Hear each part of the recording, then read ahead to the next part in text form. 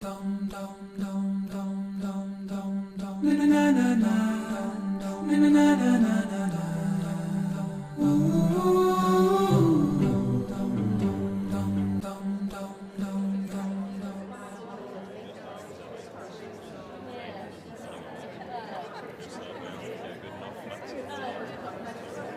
afternoon. Good afternoon, everyone.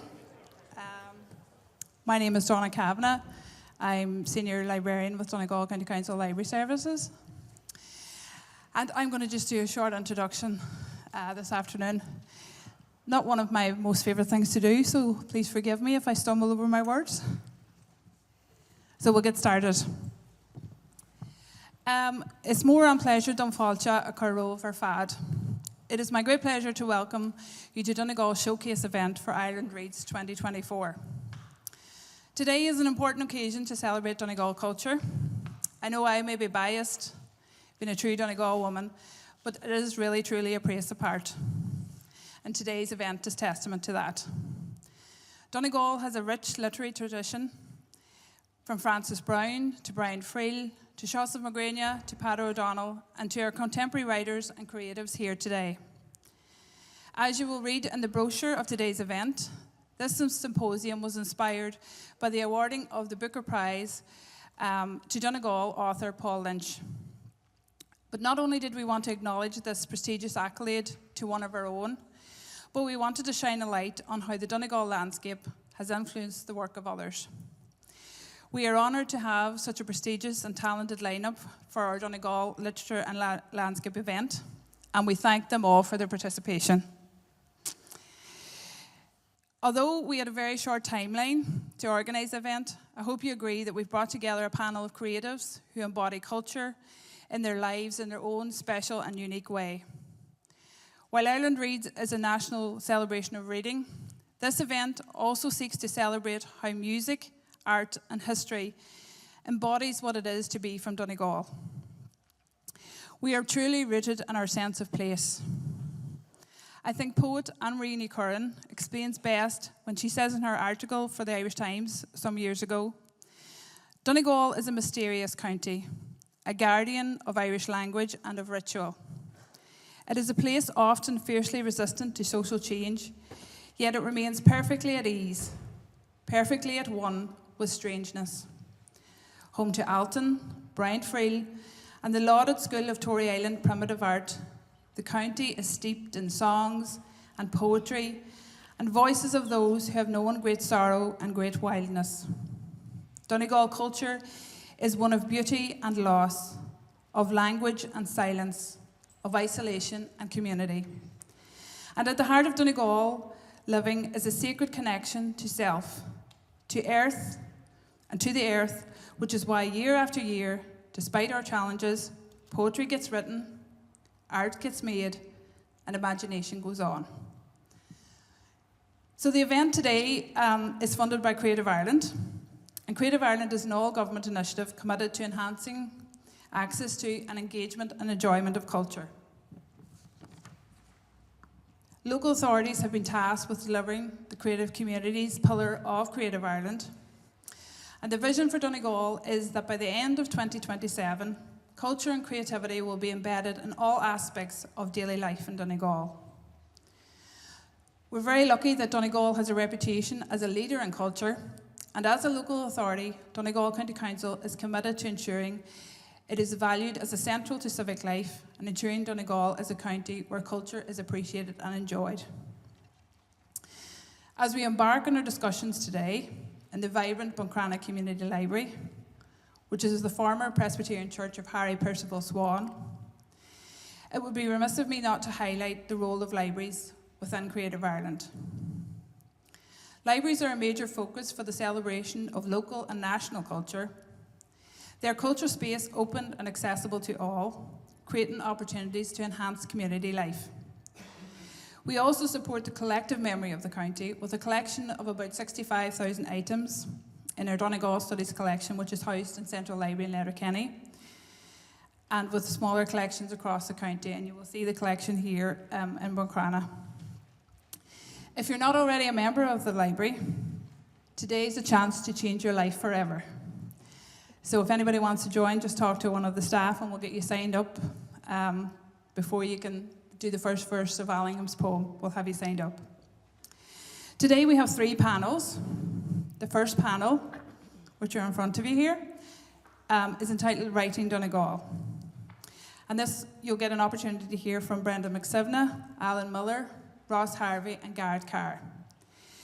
We will then have a short intermission of about 15 minutes where we'll be enthralled by the beautiful music from the Cullen School of Music from Moville. Following that, we'll have the second panel, which is entitled Advancing Donegal, where Laoise Nicostula, Roshi McGrory, Kevin Doherty and Angela Byrne will talk about their experience of being from Donegal. After this session, we'll break for refreshments and have some more music from the Cullen. We'll end with panel 3, Portraying Donegal, with Owen McGillivray, Moya Cannon, Clodagh Warnock and Tim Stampton. Each discussion will last about approximately 45 minutes, and there'll be an opportunity to ask questions at the end of each panel. Before I finish up, I'd just like to acknowledge the staff, the library staff, who have all worked so hard to make today a success. My thank goes to Joe Kelly, Sinead McLaughlin, Una Mathewson, Jeanette Longwell and Morgan Fry. Without this great team, we wouldn't be sitting here today at our first Donegal Literature and Landscape event. So, I'm going to give away the mic now, you'll be glad to know, because I didn't know I was speaking on a mic. And I'd like to introduce you to our wonderful host for the afternoon, Cathy Donaghy. And Cathy, is a journalist and author living and working in Inishowen. Her first book, Finding My Wild, was published by O'Brien Press last February. She is a regular contributor and columnist with Irish Independent. She also writes for Lonely Planet and Sunday Miscellany. She runs creative writing courses with Irish Writers Centre in Dublin, as well as facilitating and moderating events. So you're all in very safe hands today. So thank you very much, and I'll hand you over now to Cathy.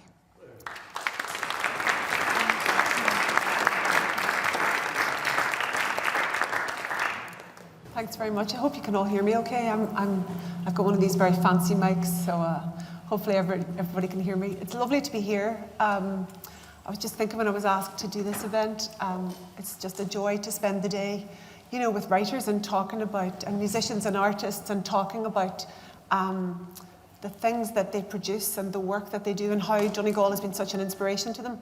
And I love coming in here and sitting underneath this big drontham. It's sort of like, it's so symbolic of everything. My family were salmon fishermen, and I sort of look up there and I sort of feel very at home and I feel held in this space when I look up and see that. So it feels like very homely here.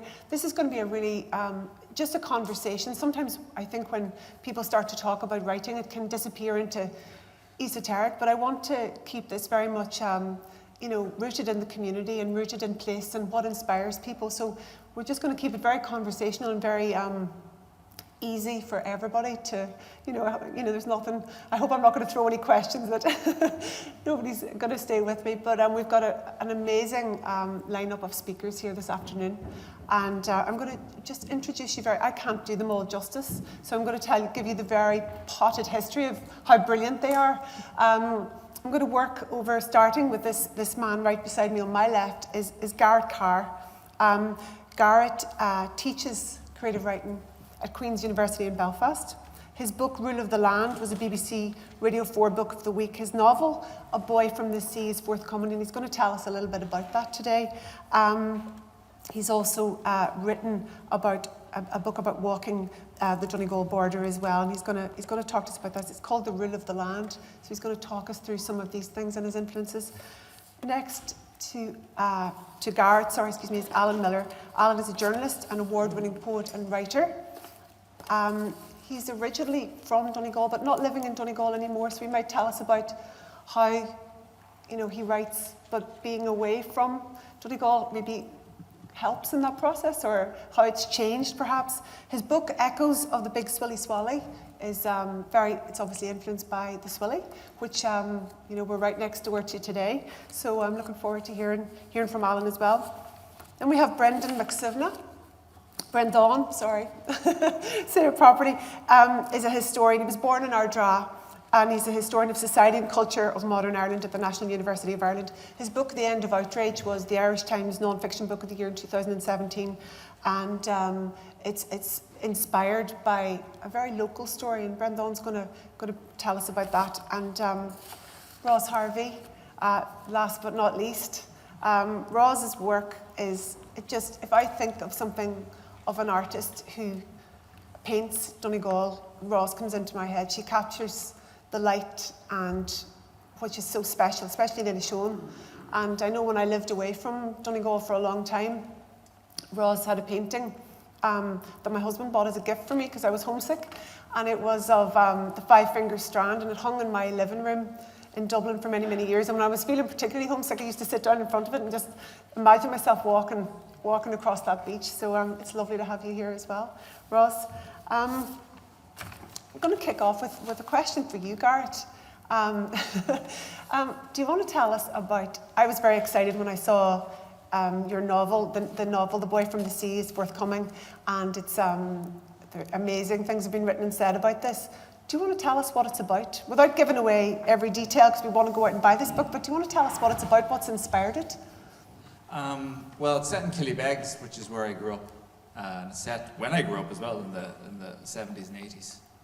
And it all starts just with a baby is abandoned on the shore, and a family, a fishing family, adopted, and or him rather, and then there's all sorts of repercussions, both within their family and outside of it, because of that act. And it's, in a way, it's a bit of a family saga, although only over a few decades, but it's about a family. So yeah, that's the story. Where it came from, I suppose, is I think there's a kind of a culture there and a people, a fishing family or a fishing culture that I don't really think's got much treatment in novels. In fact, I can't really think of any, although I'm happy to be corrected.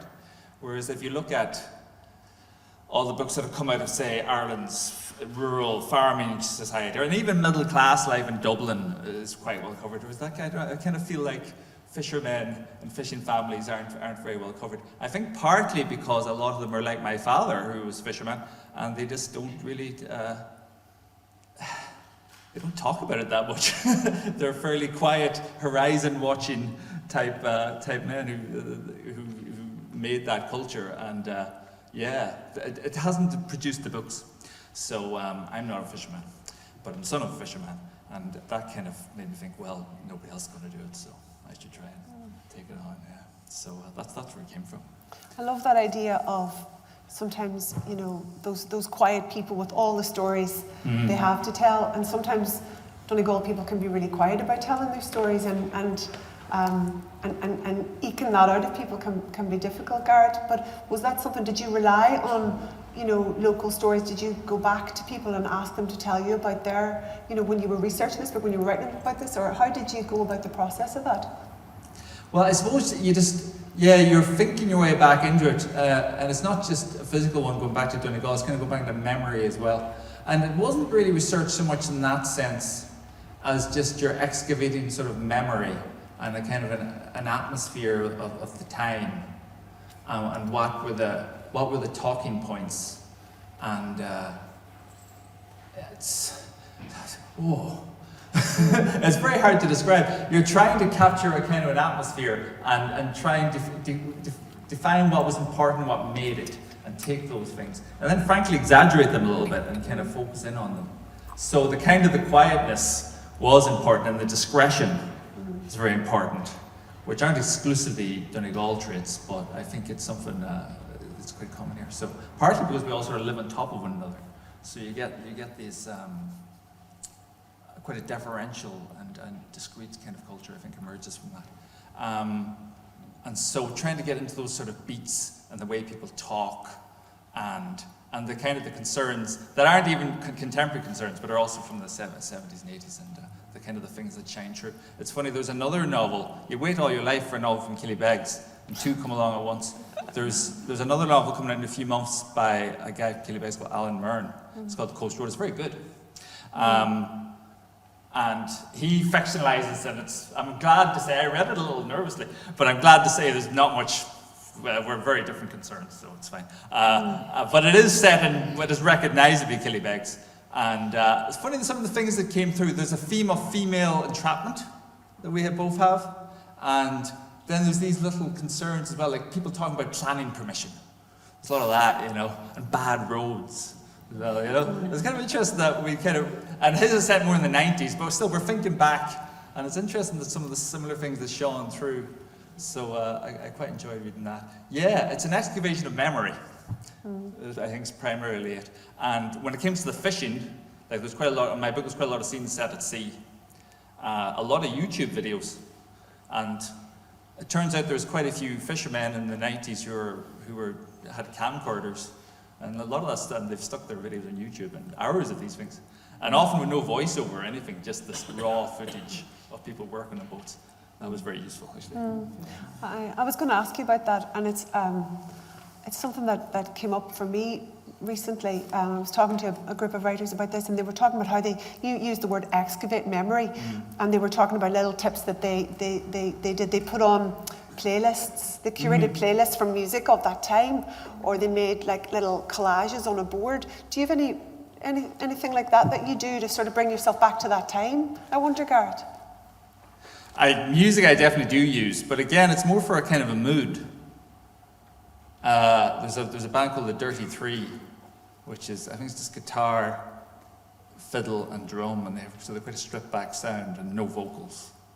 And they've an album called Ocean Songs, which has this oceanic feel, but they're not from Donegal now. But still, that helped me. That helped me tune into. Yeah, I could talk about music a long time, but actually getting back into the atmosphere. No, that's just kind of. It's quite a personal book, you know. Basically, especially the key character Ambrose Bonner, fisherman. I mean, he's based on my father, really, essentially, and he died when I was quite young, so he's a little bit older than I am now when he died. So it's the kind of thing I think maybe this hits you at a certain age. You just kind of think, I'd kind of like to have a conversation with this guy, right? And you know, and it's suddenly.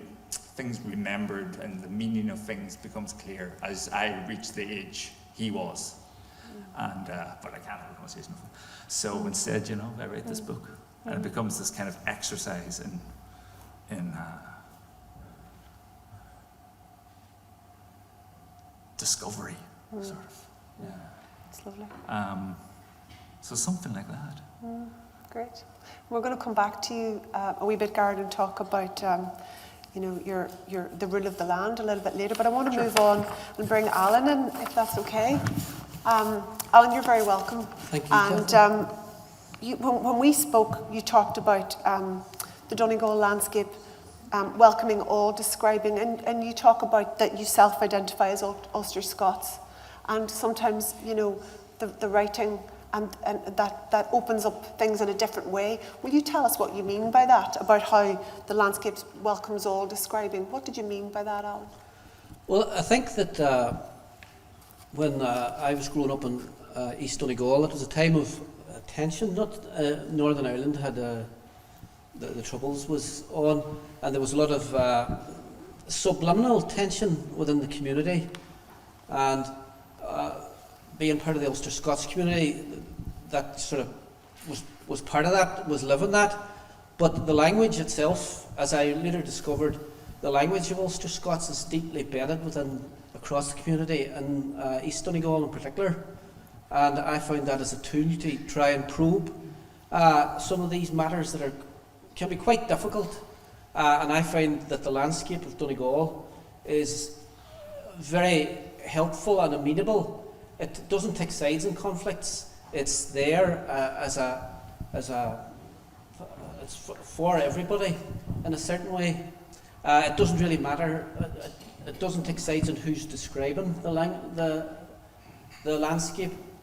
And my work is very much rooted in that landscape. The cover piece of the book echoes for the big swally as of Greenan and the Greenan Fort. And I did that because I'm reminded, and it reminds me, that Greenan, like a lot of Irish history, is generated by the needs of the present, not actually. It looks like a 2,000-year-old monument, to the ancients, constructed by the ancients, but it's actually made for modern needs. And the landscape of Loch Swilly is going away off into the distance. And there's a sense of dislocation that can happen if you do self-affiliate as Ulster-Scots with the mood of post-colonialism.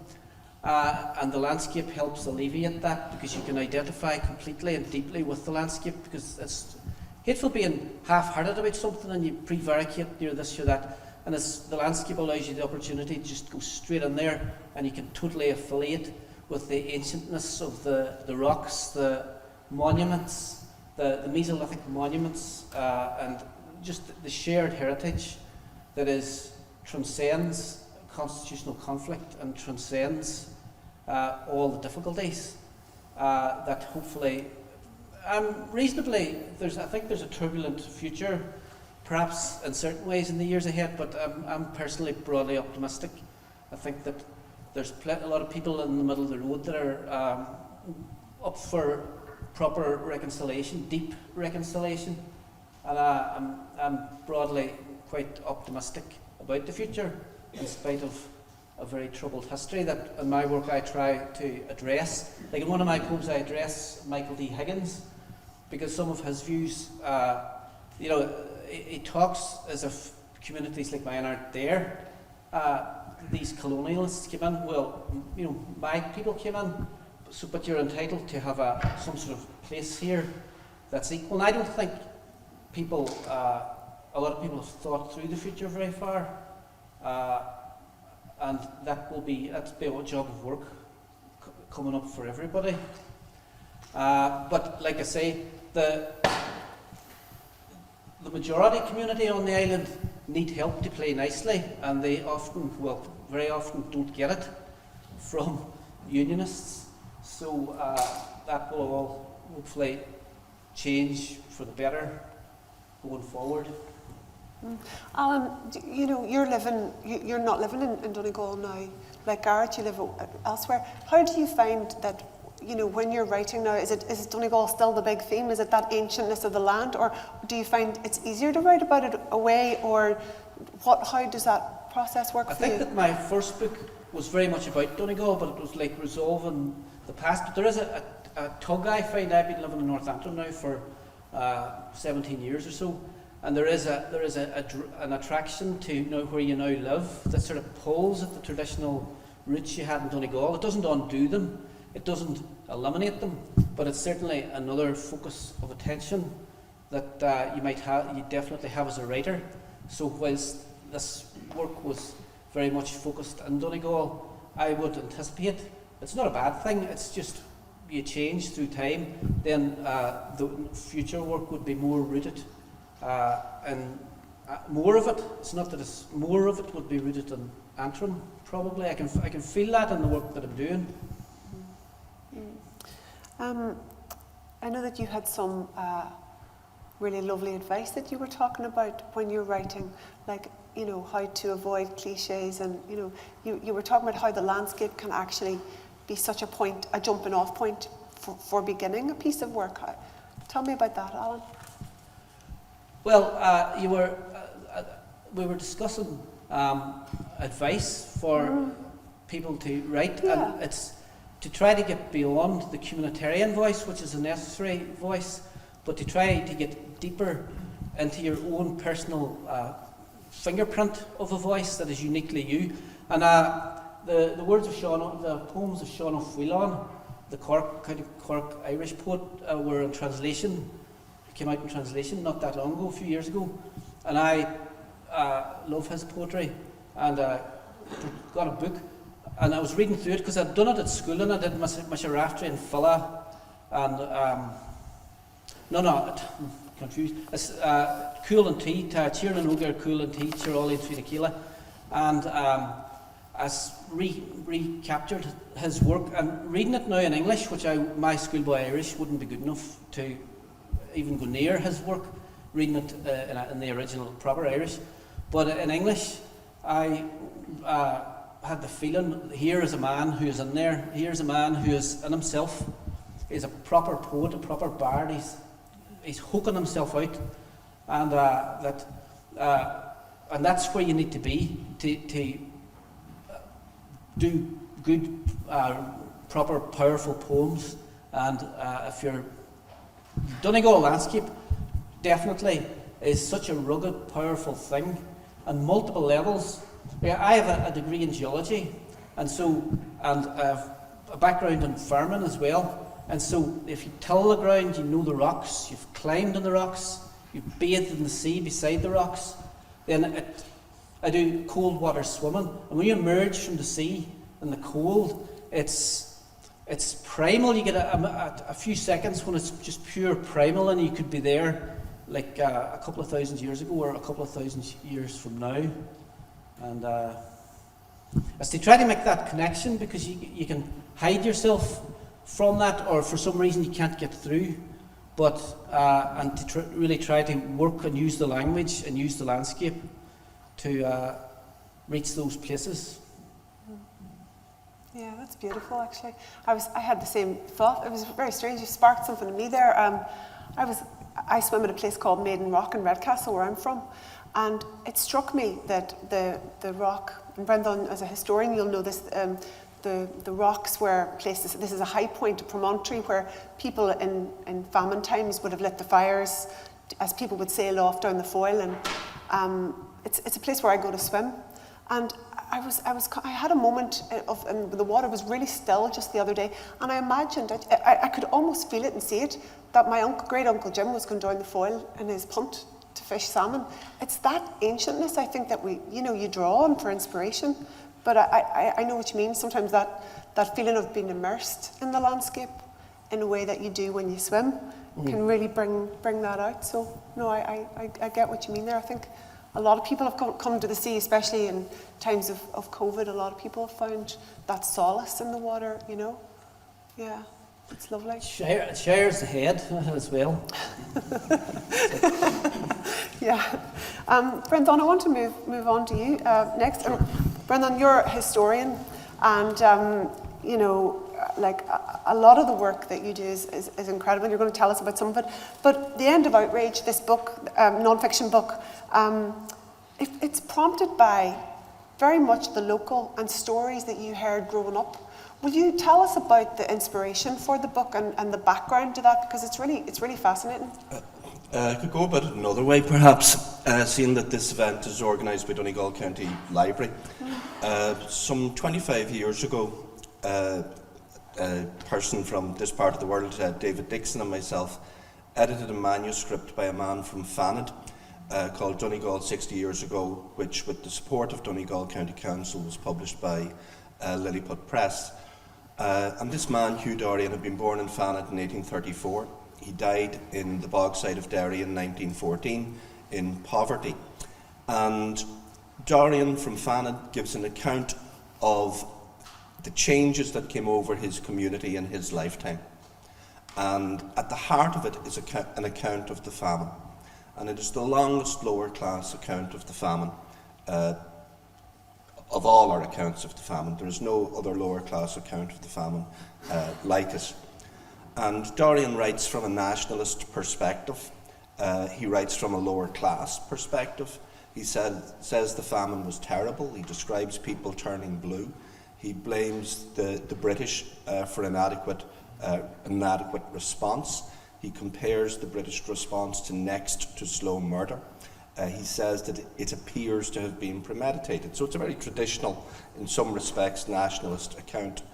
But he concludes it by saying, at least when it was over, it got rid of some turbulent and indifferent characters who were only a disgrace to the good, to the honest, and to the well-doing. And so this is a lower class man. In 1899, his wife in her 60s and his daughter were arrested in Waterloo Place in Derry for public drunkenness. They were taken to Waterloo Barracks. The wife was released a few hours later when she'd sobered up, to get somebody to come and fetch the daughter. She never made it home. She fell into the Foyle and drowned.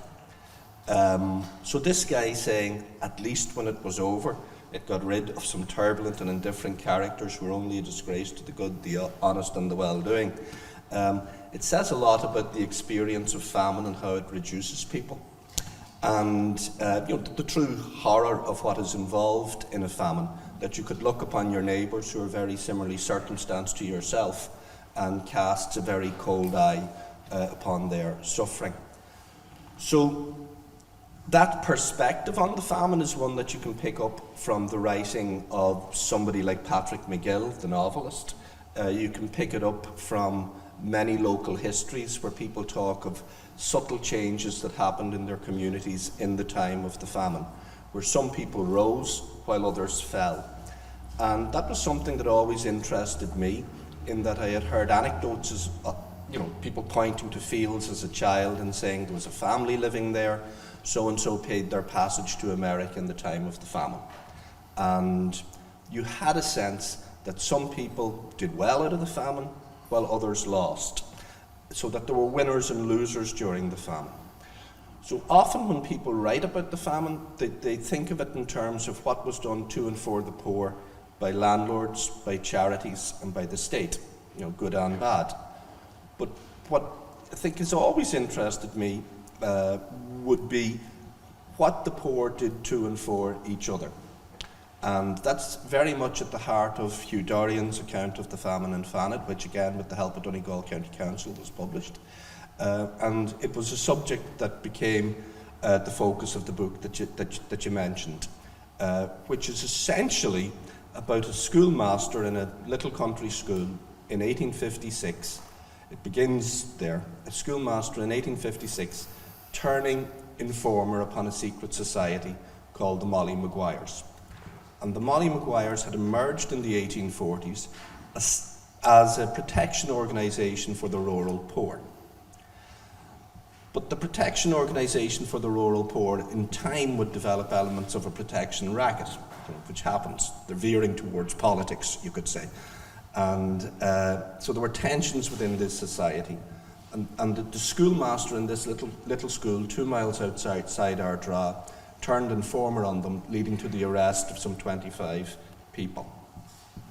So I was interested in why he turned informer, but I was also interested in one particular reason that he had for turning informer, which was ostensibly to protect a local tenant farmer from being attacked by the Molly Maguires. And this was the largest tenant farmer in a small community, and I tried to excavate what the story was behind that. And essentially, this farmer was the largest tenant farmer in a small townland who had acquired land from his neighbours. A widow woman had fallen into arrears. He acquired 50% of her holding. Another fellow was a hard drinker. He acquired 66% of his holding. And then there was the family that he paid their passage to America. But the Molly Maguires didn't want to attack him because he was the big fish in the pond, not because he was the largest tenant, but because he wanted to evict his subtenants. And so I tried to scrape into that story. It's a story that had a familial connection, in that the widow woman was the forebear of my paternal grandfather, and that the hard drinker was the forebear grandfather of my paternal grandmother, and that the people who acquired the land were the neighbours, which made for interesting conversations. But it's a little local story, but it's a very common story across West Donegal. It's a very common story across the west of Ireland, and you can, through telling that story and trying to explain it, you can get at the core of what good history is, which is explaining how ordinary people live the big changes that have come over our world in the last 150, 200 years. Well, I think there's you're all doing such different work, but there's a common thread of trying to excavate those truths from the changes. That's very much something that's gone through all of your work. Say that again, sorry? There's a common thread, I think, running through all of your work. You're all doing very different things, but there's that excavating those changes in your communities, you know, modern history and more recent history, and then going back further back in time. For sure. Thanks, Breandán. I'm going to come back to you about what you're currently working on, but I want to talk to Ros as well. Ros, your work shows such a deep engagement with place, and you have your beautiful studio in Malin Head. I'm wondering, you know, how do you begin the process of trying to capture something as changing all the time as the Donegal landscape? You mentioned that there's a feeling there. How do you get into creating something as wild and because you bring it to life in a way that is really magical? I think it was a natural. I was brought up there as a child, just wandering about. Rather like Garrett, it's very difficult to explain how you feel about a place. It's somewhere in the back of your head. And when you start a painting, you've got a vague idea, and it grows, and it just, it seems to grow, and you grow into it, and it grows out all around you. So it's a very elemental feeling. Very hard to describe. Yeah. You tried well, Garrett. That's the magic of it. Ros, your work, you know, as well. I mean, as well as the paintings, you've illustrated quite a lot of books. I know that you've done a beautiful one in Inishowen with Sean Beattie. What's it like, and others as well? What's it like, you know, that process of, you know, you're doing the paintings, the illustrations for these books? There's a collaborative approach, but there's also the writing about Donegal as well. How does that process work? Is that tricky, or how do you come together to make that sort of coalesce, or, you know, yes, combine? It's very tricky. You meet somebody you don't know very well, and you're asked to illustrate something together. Sometimes you're in tune, sometimes you're not. So you have to meet often and try and find something that is in common. I mean, I've been quite lucky. Once I wasn't, but... You're not going to tell us about that.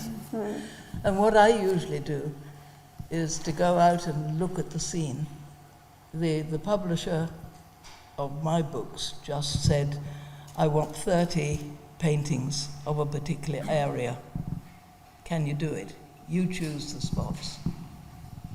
So I tried to choose rather obscure angles, not one of these Wild Atlantic Way beauty spots, but to get in behind the rocks, behind the into caves, if I possibly can. The island books, I approached the land from the sea, which was very exciting and different. You come into all the western islands, you come into the harbours, and you're greeted by the wonderful fishermen who offer you the berths, and they bring you eggs, and very, very, very helpful. And then to come back onto the mainland, it has a different feel. So to paint the landscape of an island, is different to the landscape of the mainland. So that's one jump. It takes a while, you just have to feel your way into it. This is probably how long is a piece of string. How long does it take you to create a work? I mean, it doesn't matter about the size of the painting. How long does it take you to do the work? Would you walk away from it and come back to it, or what, you know, or immerse yourself in it? How does that work, Ros? On and off. It so depends on your mood. Sometimes you can paint and sketch out and get all the perspective right, say in a morning. And then maybe you can't tackle it for another week. You have to think about it. But you also have to read the sky, because the sky determines all the colours, particularly of the sea.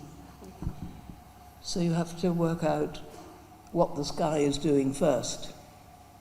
Sorry, I'm a bit croaky. That must be really tricky, because I'm thinking, you know, especially in Inishowen, like on the peninsula, the light changes like within seconds. It's really tricky to do your work. I take a lot of photographs. One will never be enough. You know, I might work from 20 photos that I've taken. Right. You take little bits out of each one. Colour, sound, I recall it goes into your head anyway. Yeah. But if you're doing local landscape, people are very particular about a rock or a mountain and the shape of it. So you do have to be careful, because photographs drop perspective a lot. You know, you might think it's a large mountain, but in a photograph it'll come out as a little hump. So you have to be able to read your photographs as well, magnify them, and Because people will get very territorial if you haven't done their little sort of hell justice, or it doesn't look right, I suppose. sorry. People will get a bit, you know, they'll feel you haven't done their hell justice if that perspective isn't right, I guess. You just have to work it out. Yeah, Yeah. lovely. Garrett, can I come back to you again? We talked about your book, The Rule of the Land, where you literally walk the Donegal border. You're a the whole border. Yeah, the whole border. I'm wondering because you're a cartographer as well, how did that influence, you know, the work? How, you know, did you see it differently, or how did that impact on the work, I suppose? Yeah, I actually grabbed it just so people hadn't seen it. I took this off the shelf, available at your local library. So it's kind of a travelogue about Ireland's border, but there are maps in it also, which illustrate the book. And it started kind of as a mapping process, where, in a sense, mapping it. I wanted to write about the border, and I kind of felt like I needed to be qualified to do this thing. Like, pretty strict on myself. And so the whole idea emerged in that I was going to have to see it all.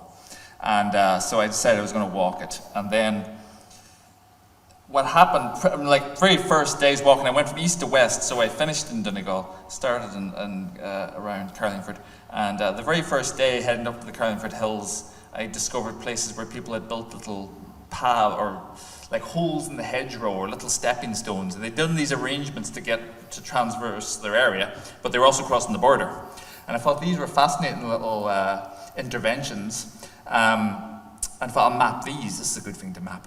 And then as soon as I decided that, I was doomed then. Because to find these, you have to be very close to the border because they're quite small. And so so the project got even more strict then. I had to really be within sight of it the whole time. So I wasn't necessarily on top of it, but it would usually be like at the bottom of the field or something. It would always be within sight. And I followed it that way. So, I mean, kind of what Ros is saying there as well, it's like, to take it on, you have to develop this kind of intimacy. And I couldn't have done it in a way without that. And it's also something about having the right to do it. And so that's what set me off. But then I think there's a deep connection as well between mapping and writing as well. I think they're kind of like, it's funny, we use the same verb. We read a map, like we read a book. And both of them, at some level, even fiction, are about navigating the world, about finding out where we are in it, and sort of orienteering ourselves a little bit. So I kind of think they're really sort of fundamentally related. And so the mapping project was an excuse it was a means by which I could justify to myself the rather extravagant business of spending loads and loads of time on this landscape, you know. And I think that's where it started. There's also a major inspiration. I'm sure many of you would know the work of Tim Robinson in the west of Ireland, who's written beautiful books about the Aran Islands. And he also made beautiful maps. And there you see that same symbiotic process of mapping and writing. And he sort of, in a sense, he opened that door for me. But the thing with Robinson's work is he wrote about the Arans and Connemara. And these are the kind of the places that are sort of valorized and romanticized in the Irish imagination a lot. People hold them quite close to their hearts, you know, and they're kind of, they're loaded with history and mystique. So I thought, take that Tim Robinson method, but apply it to the place that nobody likes and nobody visits. And in a sense, a kind of a troublesome, difficult place. So where would that be? And of course, it's Ireland's border. So that was part of it as well.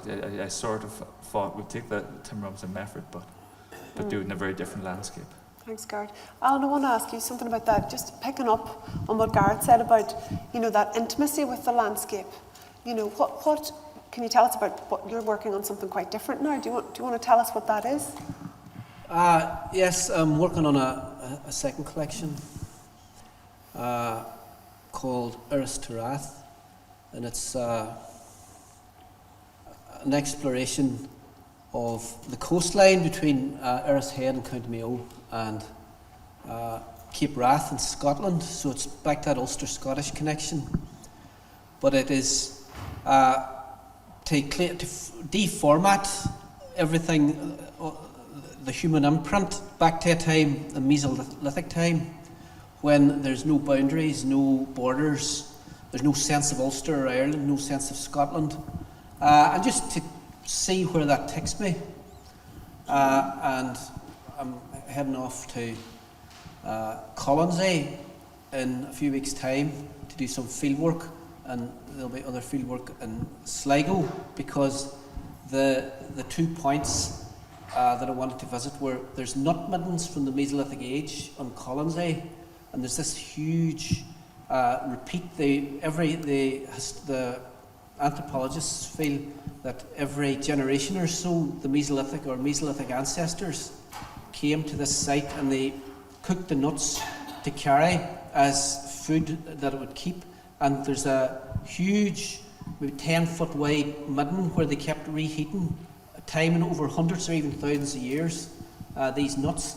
And in Sligo, there's the oyster shell middens where people existed, hunter-gatherers existed. And I'm just intrigued by the unified, the almost Adam and Eve aspect of the nut middens and the shells in Sligo as some sort of primal ancestors that are shared by everybody, and that you would need to be a strange person not to share those ancestors, and to get back to some sort of primal unity, not to escape so much, well, partly to escape, but also to see where we're at when you've cleared the deck, where are you at, and then take it from there.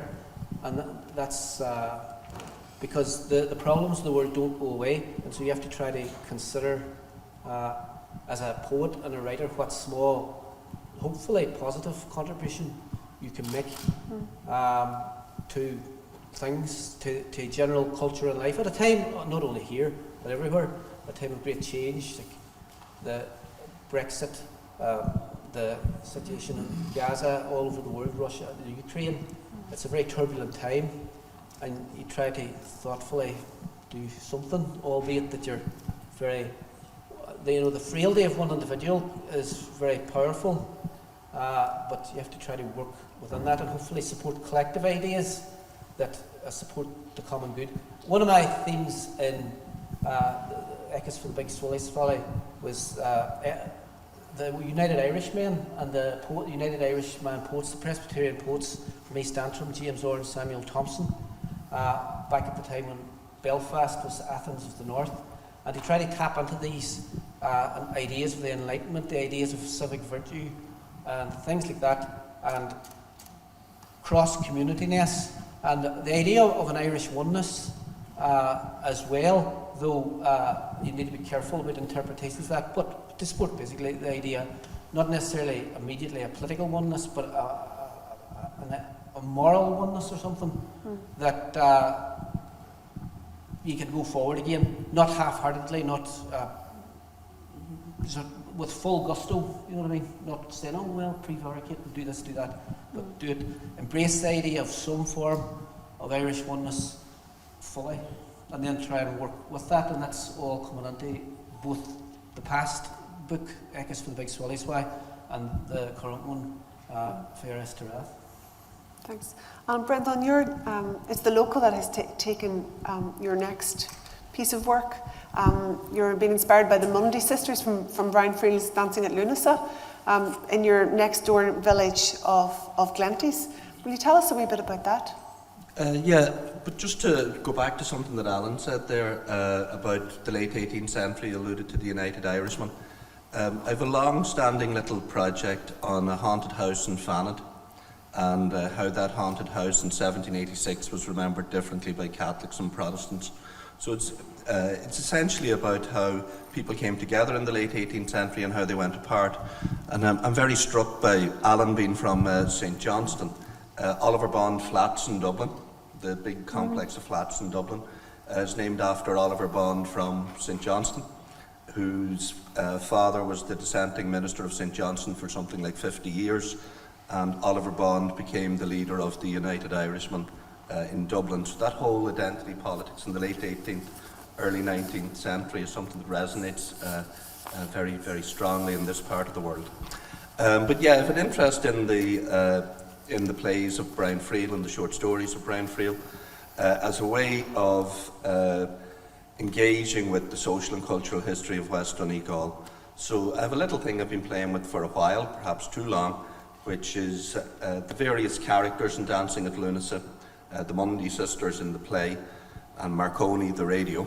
You know, who were the actual people on who these characters were based, and what can we know about Brian Friel's mother's people that can help us to understand that play, but also other plays, including translations and Brian Friel's attitude to the Irish past.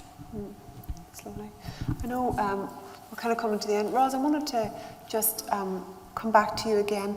In terms of your inspiration, where you are is so beautiful, you know, where you live. How do you take on, how do you decide what to do next when you live surrounded by so much inspiration? So much of it. Yeah, how do you decide, I wonder?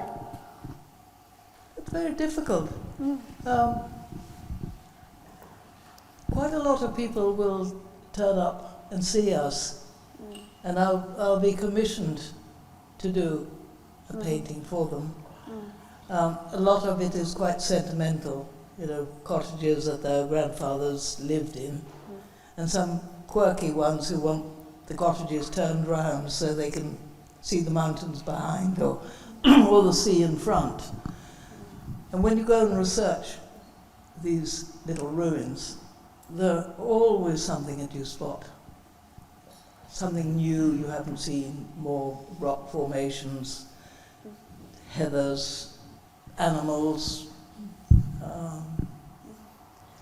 But I usually have a theme. The first exhibition, the theme was the elements. And that's easy. There's air, earth, water. What's the other one? Fire. So all the exhibitions have had a theme. At the moment I'm working on caves, sea caves, because if you go into them and shine a light, the beautiful colours, all the rocks. As I said, it's like being in a jewellery box. And it's very exciting bringing out the darks, or bringing out lights in the darks. That's quite challenging with pastels. And the formations and the shadows. It's lovely. I think there's the theme of excavation going through all of the work as well, and digging down into that past through all of your work. Thank you very much. Guys, we'll take a wee break. And thank you very much to our panellists. I think they were all wonderful.